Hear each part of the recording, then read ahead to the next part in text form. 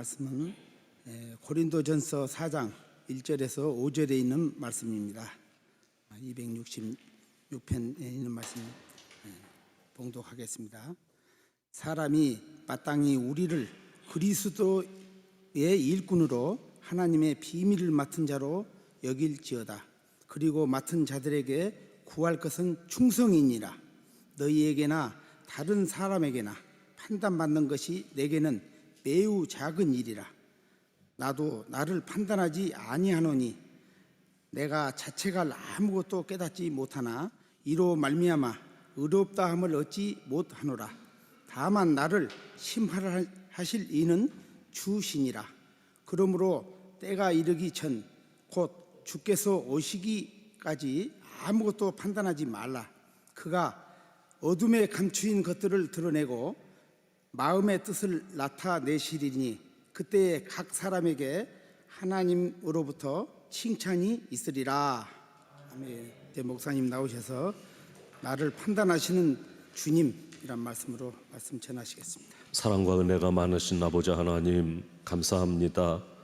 지난 2021년도 52주 동안 우리 교회에서 거룩한 주일 예배가 끊어지지 아니하고 하나님께 영광을 돌리며 또한 하나님께서 우리에게 은혜를 베푸는 그러한 귀한 시간을 보내다가 오늘 이렇게 마지막 주일 예배도 아름답게 모여서 영광 돌리게 해주시니 고맙습니다.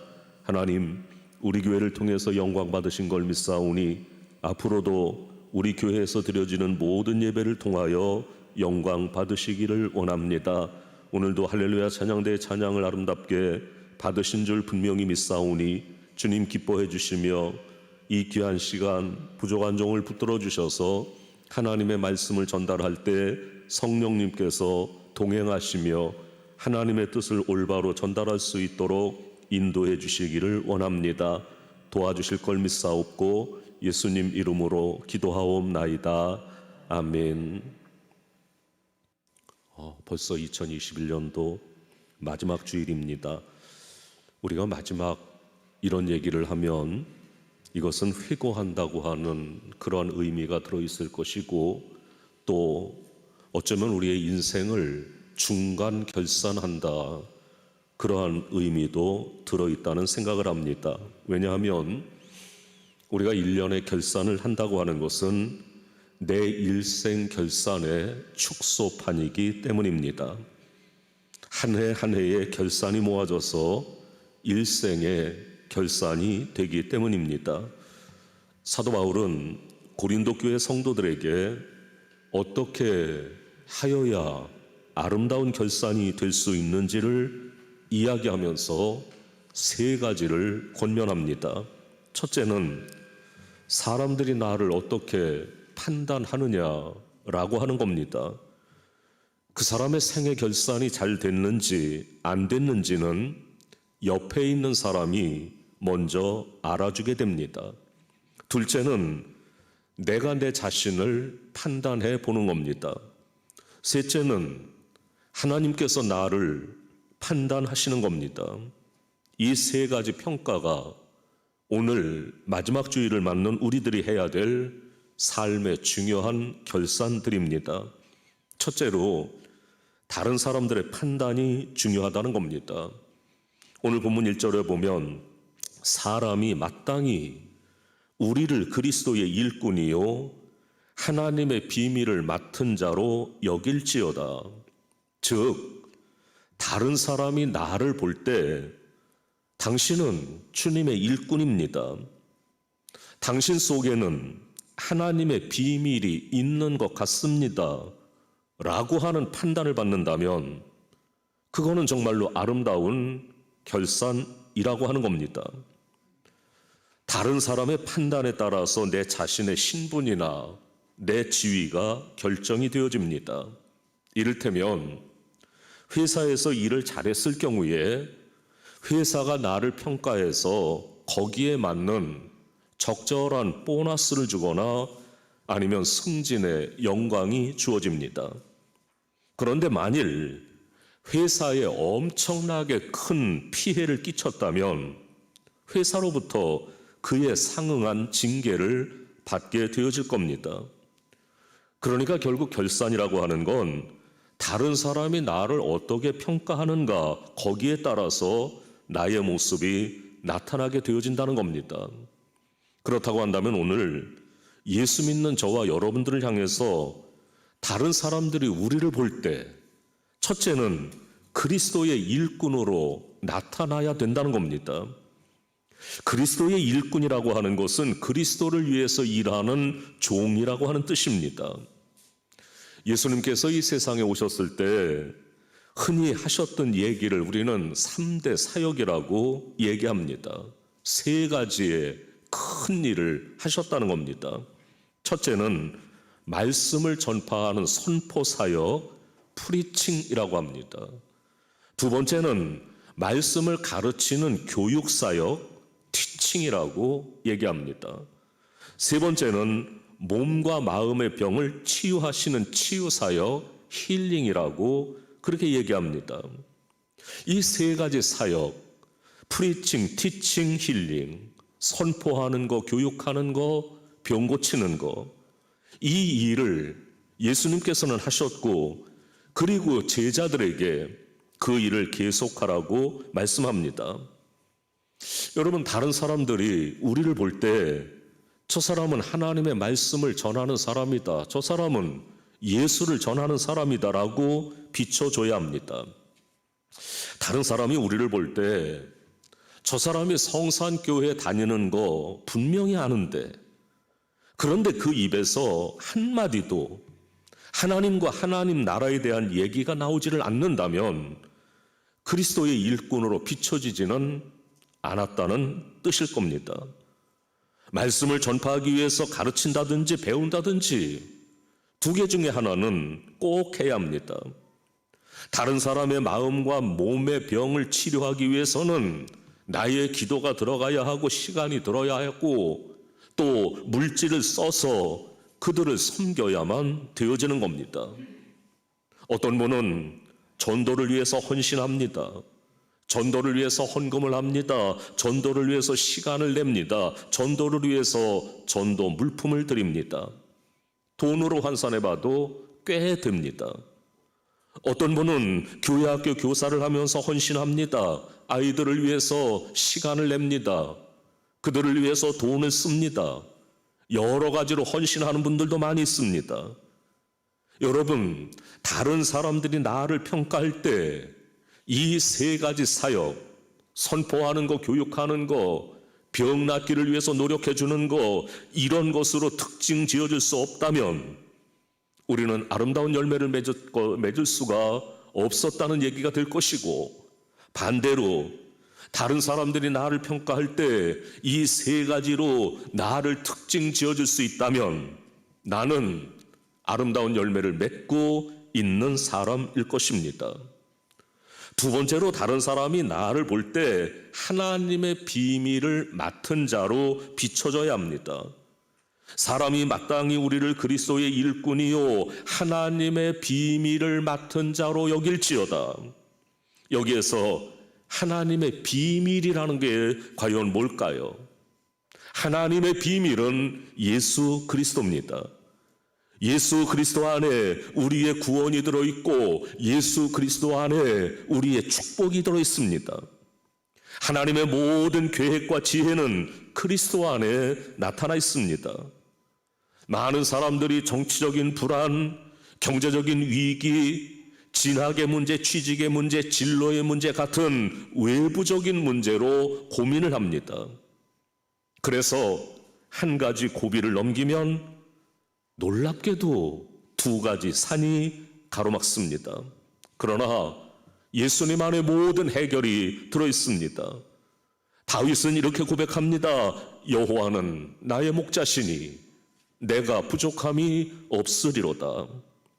예수님을 깊이 알아갈 때 그분은 지금도 살아계셔서 그분의 전능하심으로 나의 고난과 결핍과 모자람의 문제를 해결해 주시는 분임을 알게 되어집니다. 사람이 다 그런 건 아니겠습니다만은 대체로 사람이 40이 지나면 잘 변하지 않는답니다. 그냥 죽을 때까지 그렇게 산답니다. 그런데 예수님을 알아갈 때 사람은 나이와 상관없이 변합니다. 변하지 않는 그 사람을 변화시키는 능력은 예수님 안에 있는 지혜와 지식의 모든 보화입니다. 감격이 있고 눈물이 있고 헌신이 생깁니다. 좋은 결산이라고 하는 것은, 아름다운 결산이라고 하는 것은 다른 사람이 나를 볼 때 그리스도의 일꾼으로 뭔가 저 사람 속에 믿음의 비밀이 있는 것 같다라고 비추어지는 겁니다. 다른 사람이 나를 판단하는 것도 대단히 중요합니다. 두 번째는 내 자신의 판단입니다. 내가 자책할 아무것도 깨닫지 못하나 이로 말미암아 의롭다함을 얻지 못하노라. 다만 나를 심판하실 이는 주시니라. 곧 나 자신을 스스로 돌아볼 때 내 양심에 비추어서 전혀 거리낌 없을 만큼 최선을 다해서 믿어왔고 일해왔다는 뜻입니다. 다른 사람이 나를 판단하는 것도 굉장히 중요하지만 내가 내 자신을 판단하는 건 더 중요합니다. 그런데 바울은 자기 자신을 긍정적으로 판단을 합니다. 어떻게 해서 바울은 자기 자신에 대해서 이렇게 긍정적인 평가를 할 수 있는지, 긍정적인 판단을 할 수 있는지 그 비결이 2절에 나옵니다. 맡은 자들의 구할 것은 충성이니라. 충성이라고 하는 것은 하나님 앞에서의 신실함입니다. 성도들을 보면 어떤 성도는 참으로 열심히 일합니다. 어떤 분은 대강대강합니다. 어떤 분은 안 합니다. 그 이유가 뭘까요? 마태복음 25장에 보면 달란트 비유가 나오는데 주인이 종들을 불러서 내가 떠나가는데 다시 돌아올 때까지 너희들에게 이걸 맡기겠다 얘기하면서 5달란트, 2달란트, 1달란트를 주고 떠났습니다. 5달란트 받은 자와 2달란트 받은 자는 열심히 장사해서 2배를 남겼습니다.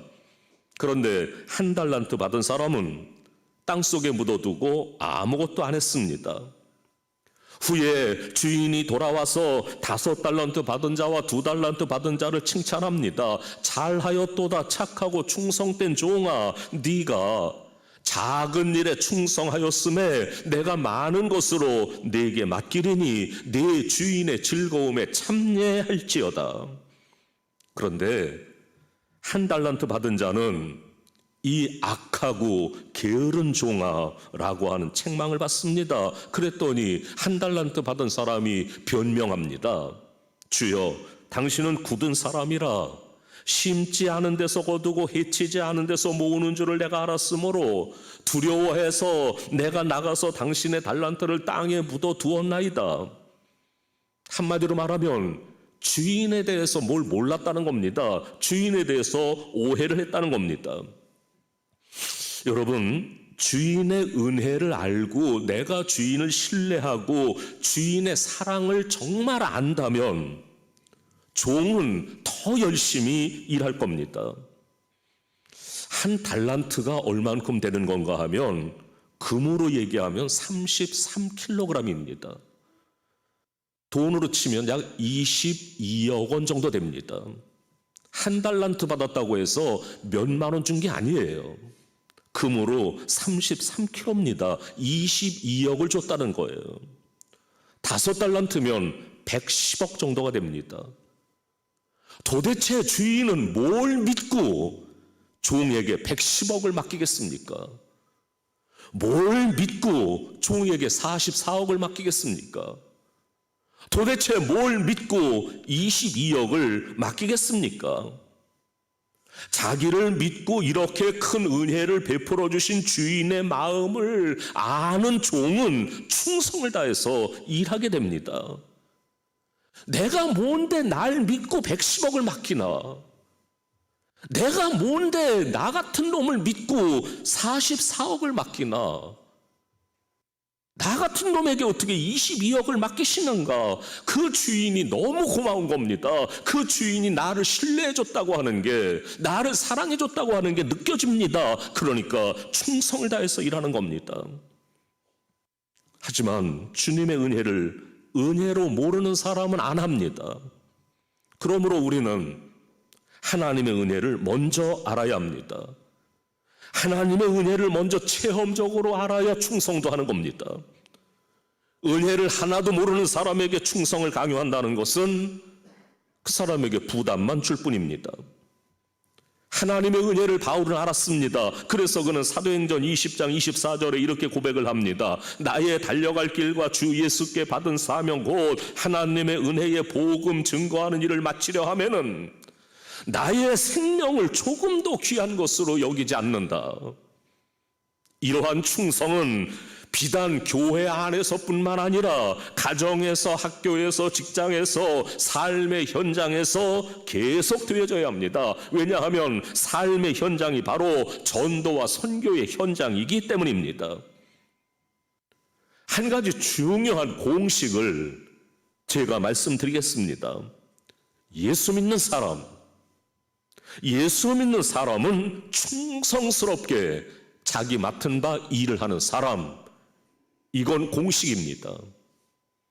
예수 믿는 사람은 충성스럽게 자기 맡은 일을 하는 사람, 이렇게 되어야 합니다.